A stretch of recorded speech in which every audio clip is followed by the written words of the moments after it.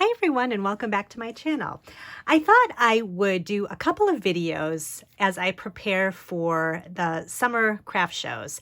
And I don't know how many of you do craft shows, but I'm pretty new to it. I've only done it, I think, one summer, and then we didn't have any last summer. So I'm still pretty new at it, but I'm kind of figuring things out as I go.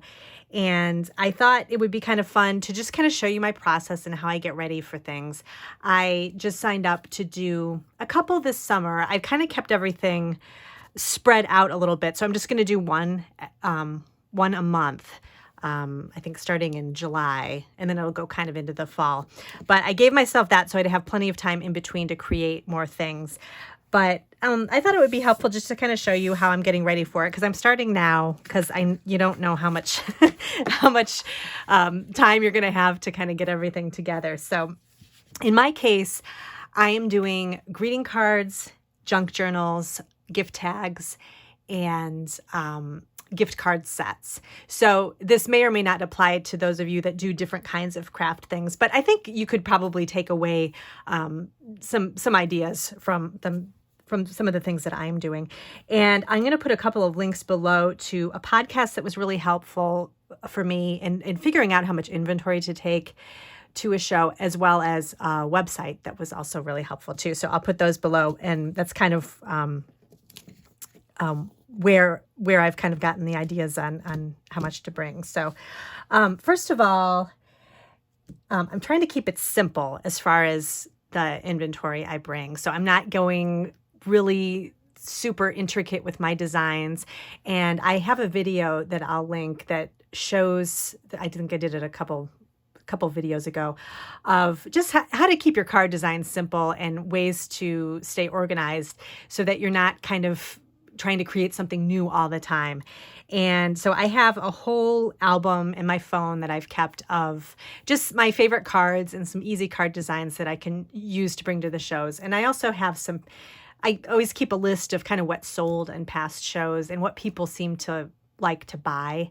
So I kind of came up with my inventory from that too. So I created this spreadsheet, and I figured out that I wanted to bring 75 greeting cards to each show. And what I'm going to make is 2 designs, so 17 cards, 2 of each category. And I made this spreadsheet here that they're just blank lines so that I can kind of keep track of what I'm making and keep myself on a consistent making timeline, so I don't run out of time towards the end of as it gets closer to the craft shows.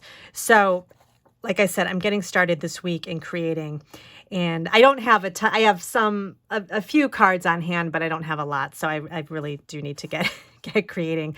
But I am going to be bringing birthday cards, and then I have because those are pretty popular, encouragement and sympathy cards, get well cards, different occasions. So I kind of go along with what seasons are coming up. So like, say for July, I would probably have,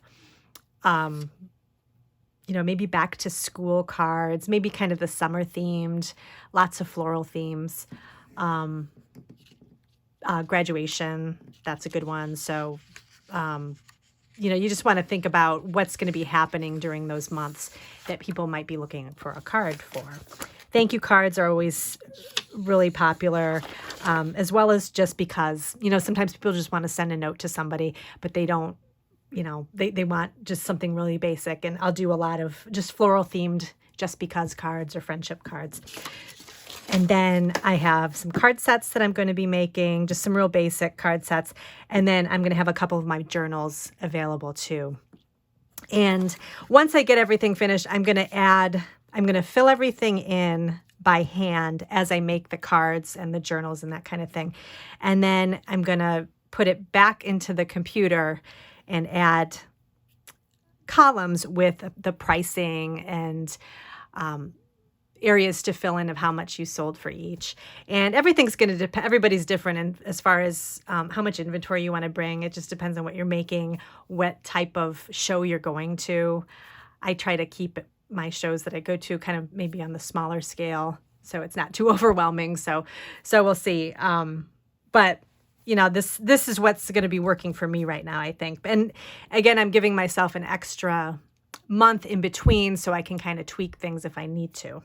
So as I'm making my cards, I'm just going to kind of come down in the craft room and decide, okay, I'm going to make a couple of birthday cards. And I figured I probably need to average about a card a day in order to catch up to what I need to make for my craft show when it comes up. But that usually will end up being just a day spent making multiple cards, and then that'll cover me. So it just depends on, you know, the time I have. But as I make them, I'm just going to fill in. So I have 17 spots here, and I'm just going to fill in what I make and then make sure that I'm on the right track of getting the amount of cards that I need. So hopefully that makes sense.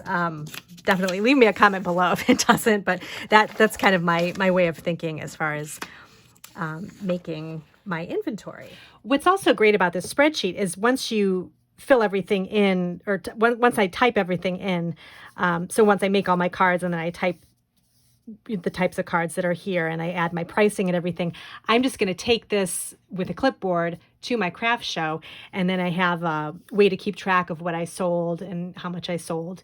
And so you got everything right here. So it's a great kind of inventory tracker. I keep it for the following year if I want to see, you know, what cards sold, what didn't sell as much, what was popular.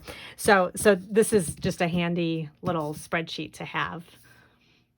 The next part is going to be getting my supplies ready. And the things that I like to make sure that I have on hand and don't run out of are definitely adhesive. So things like, you know, tape runner. I just ordered another one of these, a couple of these refills for my Xyron, this Mega Runner thing.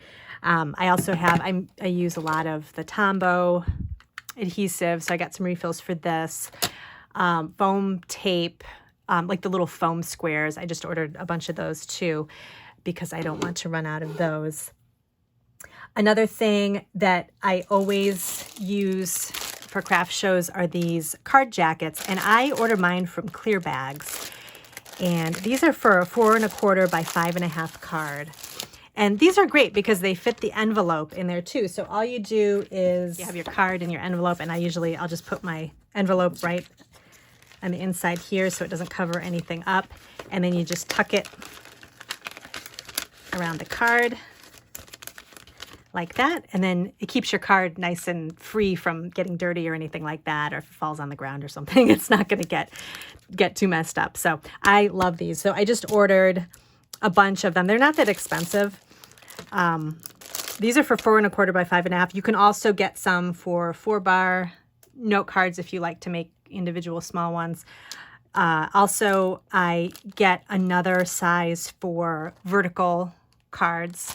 So it'll fit the card vertically with an envelope, and you just fold over the top flap, and that works really well too. They have every size you can imagine at this website of card jackets and plastic sleeves, anything that you'd need for your packaging. And they have really nice boxes too. If you make note card sets, you can find different size boxes too with different types of lids, and you know, whatever however you like to package it, they have it. So this has been a website I've gone to for quite a few years to get my supplies. So I'm getting ready for that order to come in.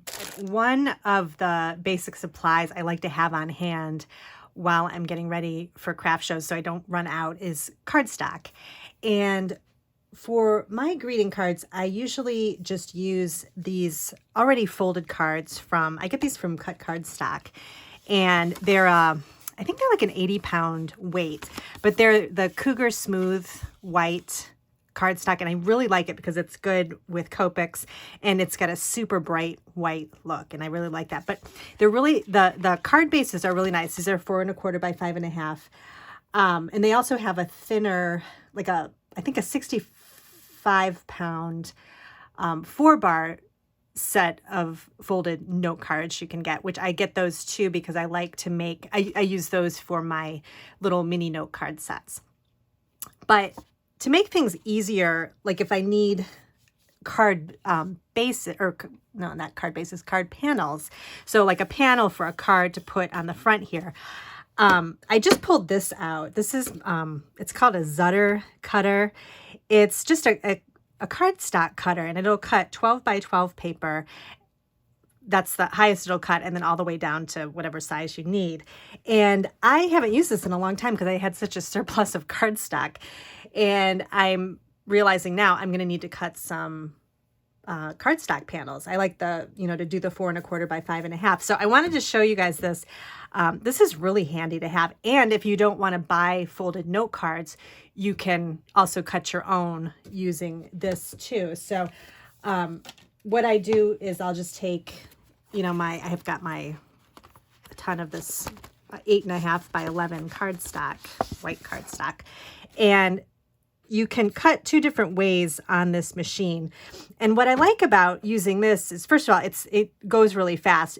Although it recommends you only use 1 or 2 cardstock pieces at a time. I only use 1 because I don't want anything to get crooked. But it has a crank here, and you just crank it as you go, and I'll show you in a second how that works. But the reason I like it a little bit better than using a paper cutter is that with a paper cutter, sometimes, and I just put in a new blade on mine, sometimes you kind of get this little like stick up part here. I don't know if you can see that. When you cut thick, I think it's usually thicker cardstock. So when I'm cutting cardstock panels, I like to use a thicker white cardstock. And so sometimes you get like it's almost like a little lip that sticks up after you trim it. So this cutter here, the Zutter, doesn't give that. And so that's what I really like about it. So let me show you how I cut the paper with this. So I'll just take my 8 1/2 by 11, and there's 2 places you can load the paper. You can load a 12 by 12 piece of scrapbook paper in this back part, and this will cut it in thirds. You could also, I'm not sure if you could probably, I don't know how much but you could probably mess around with it and cut. You could, if you wanted to cut using this part, you could. Just for simple explanation, I'm just going to do basic card bases. But there's just, you can cut your 12 by 12 in thirds in this back part here, but I'm going to be using the front part, and you can just measure what your paper is, and it's got these little guides here that kind of just move together, and you can fit your paper in. So let me show you how I do it. So this is 8 1/2 by 11. I'm going to cut it first horizontally. So you just kind of line it up. You just kind of line the little guides flush to the side of the cardstock here, and then you just run the crank and then just run it through the cutter, and you get 2 pieces. And so these could either be a card, so score it down the middle and you'll get a note card, or in my case, I want to make a bunch of card bases, or I'm sorry, I keep calling them card bases, a bunch of card panels to put on the front of cards. So I'm going to cut it in half again. So I'm just going to move the guide close like this, flush to the side of the half sheet here. And then I'm just going to run it through again. And then you get a nice card panel, and there's no lip or anything on it. And I use card panels a lot when I'm Copic coloring, because if I do it directly on the card itself, the Copic markers can bleed through, and I don't want that to happen. So I'll usually do it on a card panel, and then just place it, on the front of the card base. So you can do it like this, or if you liked having the vertical folding cards, this is also an easy way to do that as well. So let me show you that on another sheet of the 8 1/2 by 11. And I like to do these a lot. It's just something different. And you would just put the paper in at the 4 1/4 mark and push the guides up close like this, and then just run the crank again. And you do it the long way, and then you get a nice vertical card base, and you can just score it down the middle, and then you get a vertical folding card like that. So that's really helpful. So this is going to save some time. I'm going to cut a bunch of card panels, and so I'll be all ready as I'm making my cards. And I can show you really quick. Let me grab a piece of 12 by 12.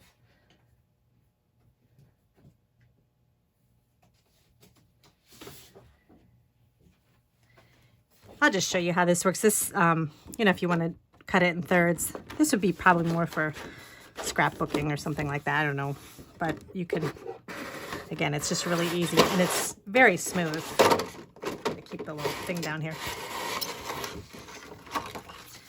So you get nice, you can cut it like that, and you can experiment with different sizes, like whatever you need. But like I said, I just use it for 4 1/4 by 5 1/2 or the vertical folding cards, and this is great. So just a little tool to give you a shortcut if you need it on trying to get more card bases or card panels.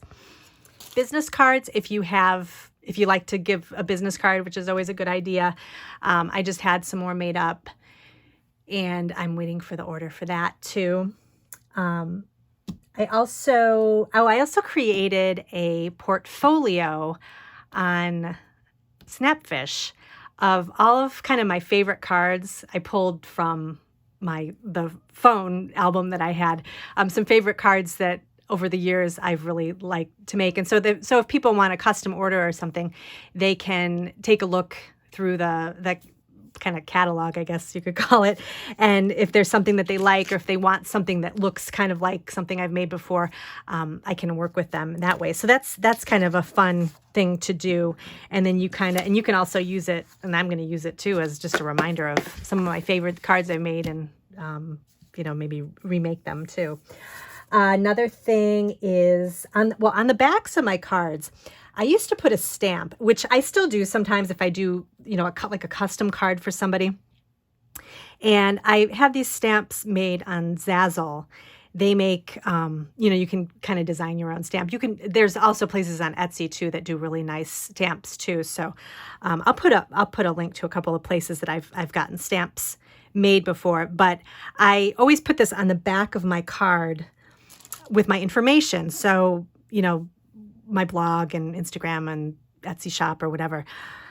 To make it easier though, because I'm making so many cards, instead of stamping, because sometimes you can mess up the stamp when you stamp it, I just created information labels on these Avery address labels. So from mine, I just printed out handmade by Blue Scalp Creations, and then the Etsy shop, and then my Instagram.